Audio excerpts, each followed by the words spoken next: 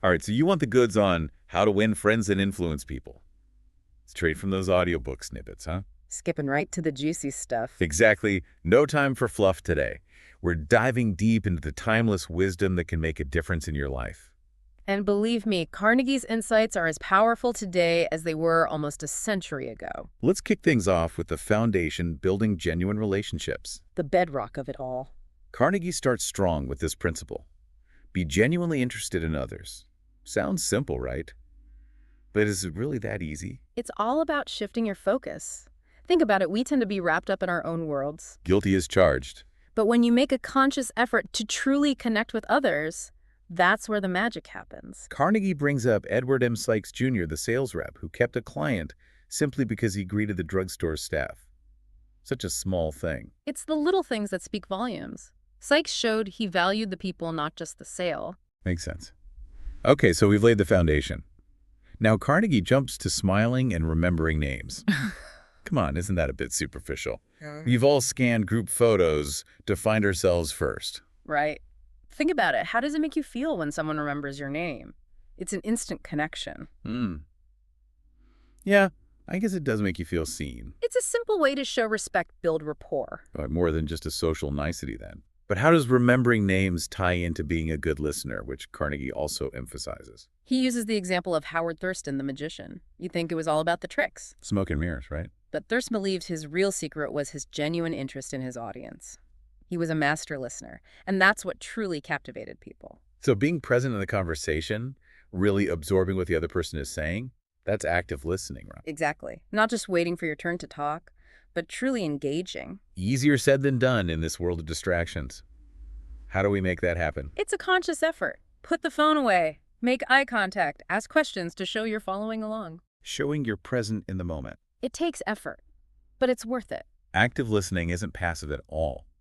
You're actively working to understand the other person's point of view.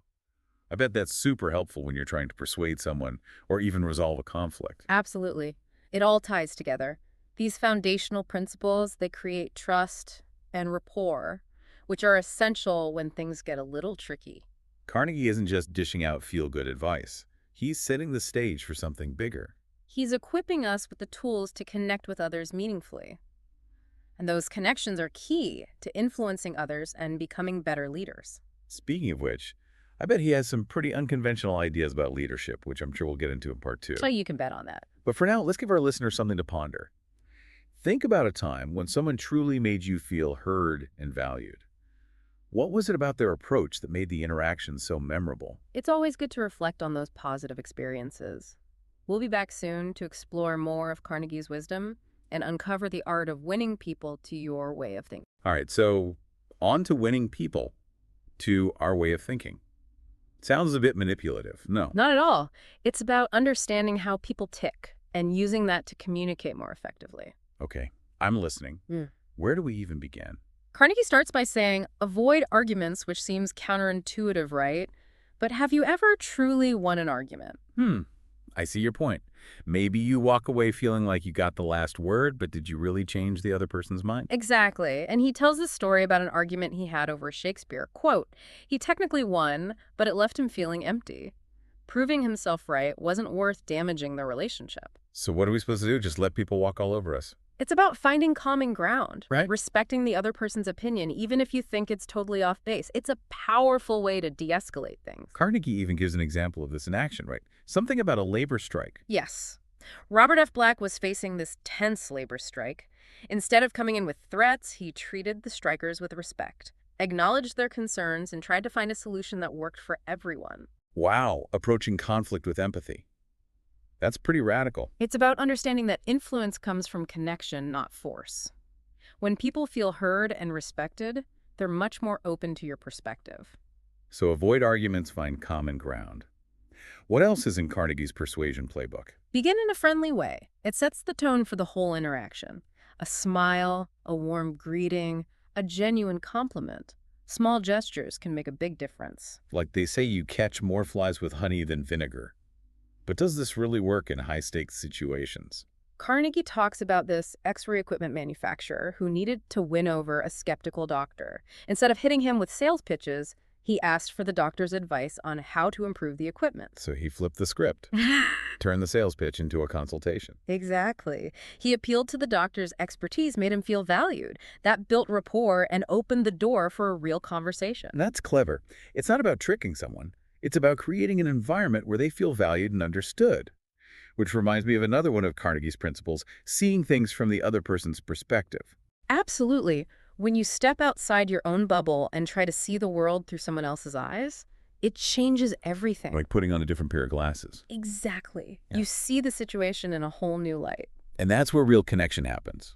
When you understand where someone's coming from, even if you don't agree, you can communicate better and build stronger relationships. So we've got avoiding arguments beginning in a friendly way, seeing things from the other person's perspective. Those are some serious persuasion tools. But isn't true leadership more than just getting people to see things your way? You're right. It goes deeper than that. And that's exactly where Carnegie takes us next. In the final part of our deep dive, we'll explore how to inspire, motivate, and bring out the best in others. The true essence of leadership. Can't wait for that. But first, let's give our listeners something to think about. Think of a time when someone successfully persuaded you. What was it about their approach that worked? Were they using any of Carnegie's principles without you even realizing it? It's amazing how these principles show up everywhere. We'll be back soon to unpack the final part of Carnegie's wisdom on leadership. Back for the final act of our Dale Carnegie deep dive. We've covered building relationships and mastering persuasion, but now it's time for the big leagues leadership. This is where Carnegie's wisdom really shines. He goes beyond managing people and gets into inspiring them, motivating them to be their absolute best. Sounds pretty lofty. How do we even begin with that? He starts with a principle that's close to my heart: praise and encourage. And he tells this amazing story about Enrico Caruso, the opera legend. Believe it or not, Caruso's first teacher told him he couldn't sing. Ouch.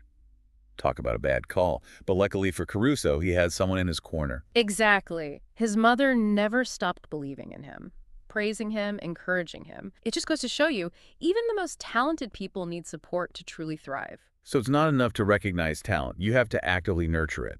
But what about when someone messes up? How do you handle mistakes without crushing their spirit? Carnegie's next principle is brilliant. Make the fault seem easy to correct. Focus on their strengths. Minimize the errors. Create an environment where people feel safe to learn and grow. Way more effective than just pointing out flaws. It's all about framing things positively right. Exactly. He shares this story about William McKinley, who had a supporter who wrote a super over-the-top campaign speech. Oh boy, I can only imagine. But instead of criticizing the speech directly, McKinley focused on the guy's effort and passion, subtly steered him in a better direction. A masterclass in diplomacy. Getting what you want while keeping everyone happy. A useful school no matter what you do. But leadership also requires some tough love sometimes, right? How do you challenge people to step up without being too harsh? Carnegie's got us covered with his principle of challenging people. He talks about Warden Laws, who took on the tough job of reforming Sing Sing prison. But instead of ruling with an iron fist, he challenged the inmates to better themselves. Interesting. So instead of focusing on punishment, he appealed to their desire for growth. Exactly. He understood that true motivation comes from within. Give people the chance to rise to the occasion and they'll surprise you.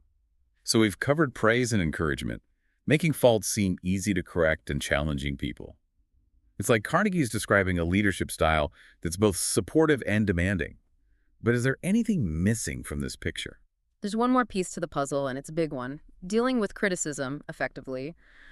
We all make mistakes, and sometimes we need to address someone's shortcomings.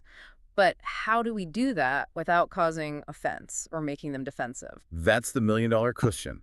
What does Carnegie say about it? He has this amazing principle. If you must find fault, this is the way to begin. He tells a story about President Calvin Coolidge, who was known for being pretty reserved. Coolidge once surprised his secretary by complimenting her dress and then gently suggesting she work on her punctuation. A spoonful of sugar to help the medicine go down. By starting with praise, Coolidge made his criticism much easier to swallow. Exactly. Carnegie says, starting with sincere appreciation and highlighting strengths sets the right tone.